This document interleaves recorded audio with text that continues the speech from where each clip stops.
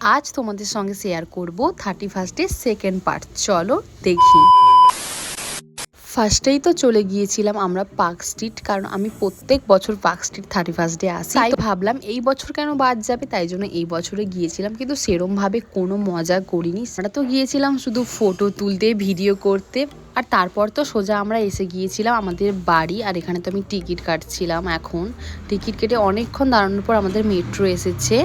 আর তারপর তো রুমে এসে আগে ভাগেই প্রিয়াঙ্কাকে বললাম একটু চা করে দিতে। ও তো আমার জন্য এক্ষুনি চা করে আনলো। এদিকে তো আমাদের একটা ছোটোখাটো পিকনিক হচ্ছে। আমাদের মেনুতে ছিল আজকে কড়াইশুঁটির কচুরি আর ছিল চিকেন।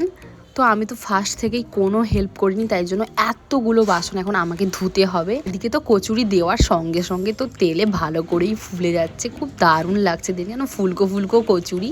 আর তার সঙ্গে তো এই চিকেন কষা পুরো প্রায় আমাদের রেডিও হয়ে গেছে। বছরের শেষ দিন তো আমরা এইভাবেই কাটিয়েছি।